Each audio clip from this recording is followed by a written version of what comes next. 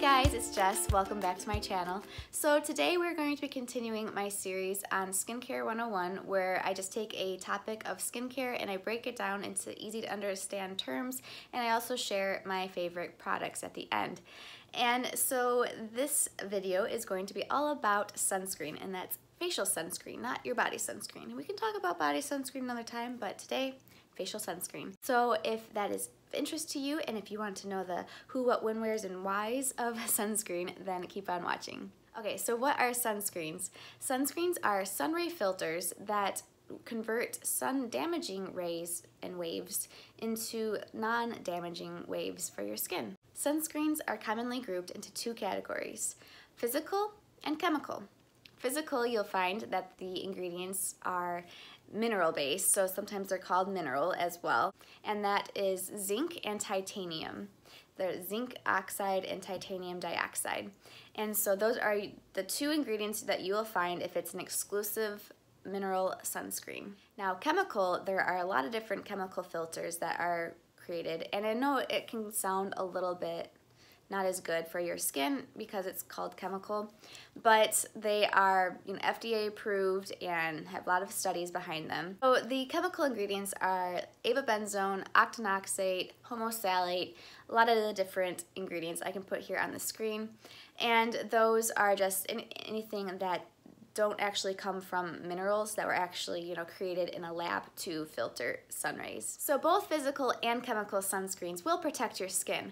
It's just the physical ones do more of a bounce effect, where it's actually not allowing the sun rays to come into your skin, whereas the chemical filters will actually trap it in a sense and convert it to not be harmful to your skin. Okay, so a little bit more about sun rays. There are a couple of different types of sun rays, but we're just going to focus on the UVA and UVB sun rays. You may see on your sunscreens that it says UVA and UVB protection, or it also, you would see broad spectrum. And so what these different sun rays are, really simple. If you think, okay, I'll give you a little cheat sheet of how to think of it. So UVA rays are those rays that will come and penetrate really deep into the deeper layers of your skin that cause premature aging, wrinkles, and even lower your immune system. And these rays can actually be accessed even through a window or through the clouds. It doesn't matter the heat index or anything like that. Even if you're a stay-at-home mom or you stay inside a lot, that you have sun protection from those waves. Whereas the UVB rays, if you think of it as a burn for B, those are the ones that just kind of go on top of the top layer of your skin and burn your skin, but they don't necessarily penetrate really deep. And if you think to yourself, well, I don't really need to wear sunscreen because I don't get burned, that still doesn't mean that you're not getting those UVA rays into your skin and actually causing underlying damage, where in the future you'll see the wrinkles and the premature aging. Sunscreen has been very widely researched because it's actually known here in the US as a drug to prevent skin cancer. And so we have a lot of criteria that sunscreen needs to have in order for it to be approved and sold in stores.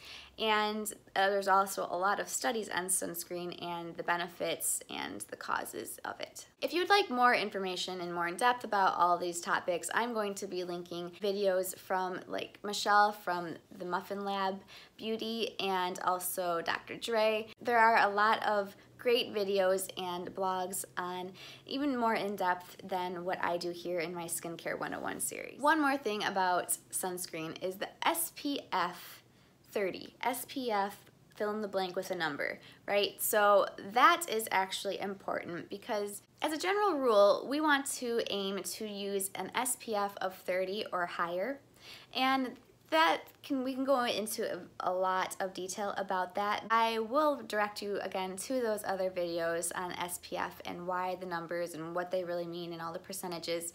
Just know, as a general rule, we want to aim for SPF 30 or higher to see the maximum benefits for sun protection. So what do sunscreens look like? Well, I'm sure you know what sunscreens look like, but I'm just going to list them anyways. They are lotiony. They come in a liquid essence. They can come in a spray an aerosol spray or a pump spray. They can be in powder to reapply over your makeup. And they also come in like a stick form, like almost like a big old chapstick that you rub all over your face. So they come in many forms because a lot of people have different preferences on how they enjoy applying sunscreens. I will say that the sprays aren't as, you shouldn't rely on the spray to be your sole sunscreen because they can spray off splotchy, and a lot of times you just don't know if you get the whole surface area with a spray.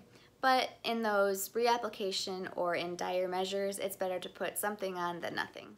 So who should be wearing sunscreen? Everyone. Every age, every gender, every nationality, no matter where you live. If you live where it's really cloudy and rainy all the time, if you're inside all the time, every single person should be wearing sunscreen daily. So why should we use it? We should definitely consider using sunscreen for more than just cosmetic reasons and not wanting to fight wrinkles. While those are really great reasons, the number one reason why I wear sunscreen is to prevent skin cancer.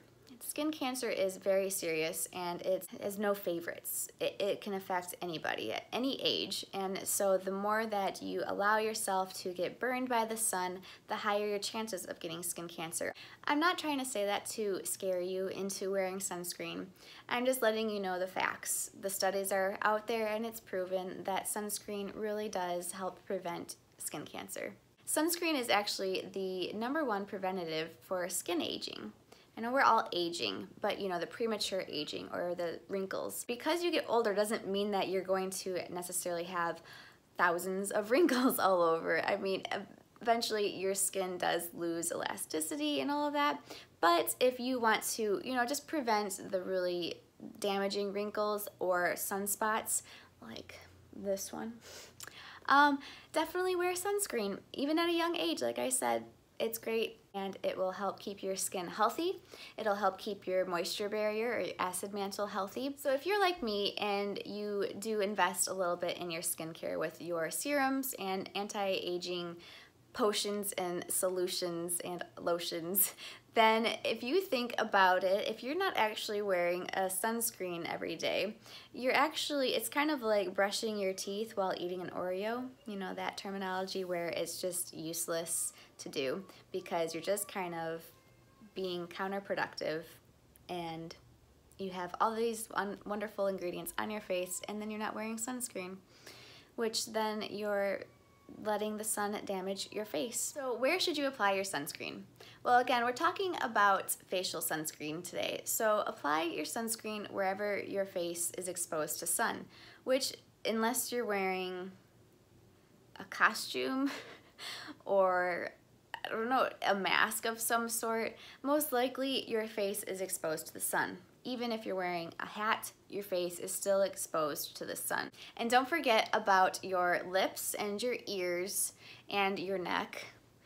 Any place, actually I heard that ears are a big place, especially behind your ears. That is a big place for skin cancer to develop because people forget about that, but they're poking out in the sun.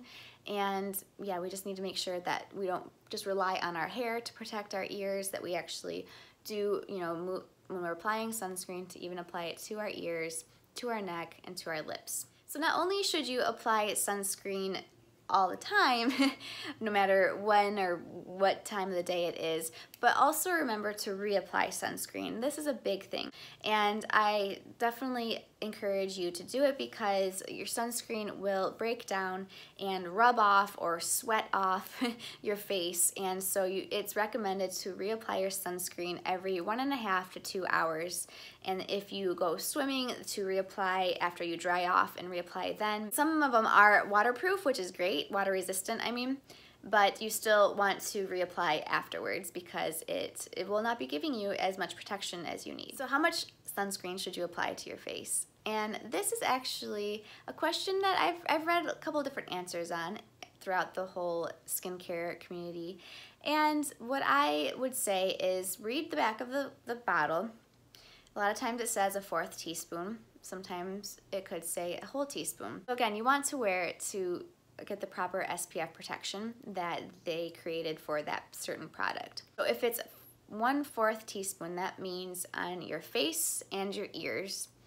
And you can bring it down onto your neck too if you have leftovers, but definitely focus that. And then you can even do another 1/4 teaspoon on your neck and chest, a 1/4 teaspoon on each arm individually, and a 1/2 teaspoon on each leg. Now, someone like Dr. Dre has actually said to have a whole teaspoon all over the face and neck, a whole teaspoon on each arm, and 2 teaspoons on each leg. But for me, I tend to go for the 1/4 teaspoon. Sometimes if I know if I'm going to be out on the beach or in the sun all day, I will apply more, and I will apply it more frequently as well. So when you're out shopping for a sunscreen, what should you look for and what should you avoid? For what you should look for are sunscreens that are an SPF of 30 or higher, that are broad spectrum, and depending on your preference, you can either have mineral sunscreen, chemical sunscreen, or a mix. Things that you should avoid in sunscreen, honestly, are things that we've kind of talked about in previous Skincare 101 videos, like alcohol, fragrances, and any skin irritating ingredient that you know your skin is irritated by. You also want to avoid the draw to use your makeup as your only sun protection. I know makeup will say, you know, SPF 15 or SPF 30 in it, but usually we don't apply a 1/4 teaspoon or a whole teaspoon of our makeup to our face. And so we're just applying a little bit, and that is in no way enough sun protection for your skin. Okay, before I get into my favorite products, I want to again say that I have normal to dry skin. Sometimes I get dry in the wintertime, but when I have a great skincare routine, I tend to just mellow and balance right out at a normal skin type. So what I like to do for my favorites is I like to usually give a more affordable product and then just what my other favorites are. And unfortunately, the drugstore products that I've tried out, they're not necessarily favorites. Thankfully, one of the products that I like are pretty affordable, and that is the Devita Solar Protective Moisturizer SPF 30. This is just a little sample I bought at Vitacost to try it out. So the reason I really like this is because it is an SPF 30. It's a mineral sunscreen, but it really didn't leave a white cast at all. It left a really nice smooth finish on my skin and very like demi matte. It wasn't super mattifying to where my skin looked dry, but it wasn't really dewy. It was definitely a great sunscreen for just if I didn't want to have to set my face, if I didn't want a really shiny, greasy look. This was really great. It's also pretty affordable, and it does come in a squeeze tube. This is just a trial size, but I'm really glad that it comes in a squeeze tube. I plan on purchasing it after I use up all my other ones because in this little pot here, it did dry up a little bit, and unfortunately, I can't use it all because it kind of hardened up. But don't worry, in a squeeze tube it won't do that. For ingredients, this has aloe base in it. All of their line, the Devita line, is very into aloe and also very into all natural products or all natural ingredients. And they use a micronized zinc, and I just think it would be great for sensitive skin, oily skin, and normal to maybe dry, but not very dry, because I don't know if this would give enough moisturizing power for super dry skin. Next favorite of mine is this Farmacy Green Screen, and again, this is another little sample, but I really, really like this sunscreen a lot. It is kind of like the Devita, although it is more moisturizing, I would say. It doesn't leave a shiny, glowy skin finish. It sets down really nice. It blends in. I've read from even deeper skin tones, it blends in really nice. And it's a all mineral sunscreen, you know, broad spectrum. I would say again that honestly, I think this is great for all skin types. I think it's great for all the way from dry to oily skin because of the natural finish, and it's lighter. I don't think it's too moisturizing, and it doesn't leave you with a really oily skin, so I enjoy this one a lot. Another favorite is this Paula's Choice Resist Super Light Daily Wrinkle Defense SPF 30 All Mineral Sunscreen.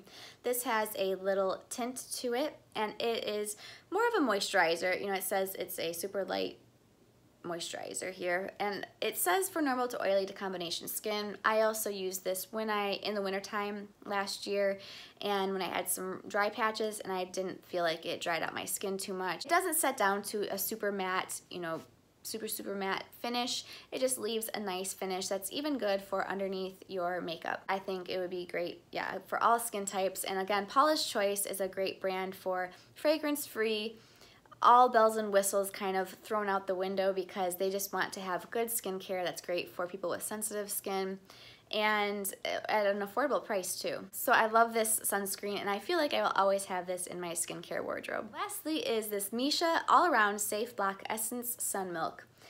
This is an SPF 50, and this has a PA rating of 3+. So in the Asian skincare market, they have a PA rating, and that's to show the UVA protection.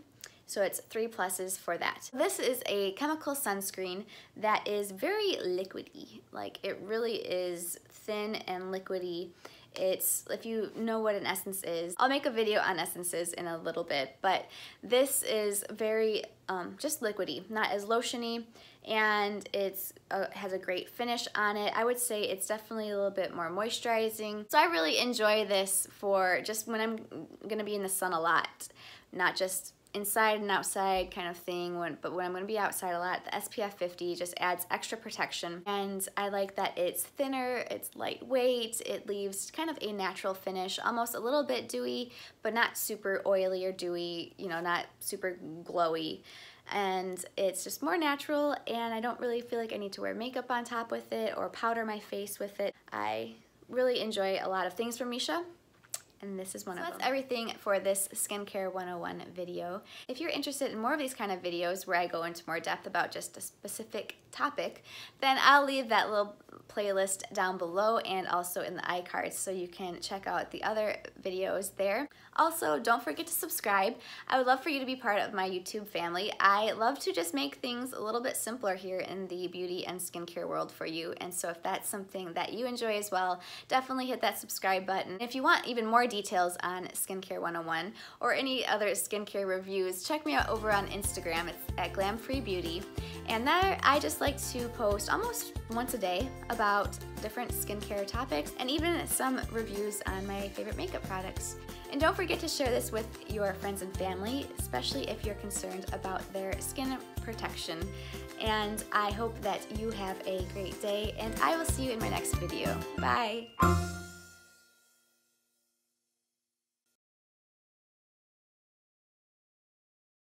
Today we're going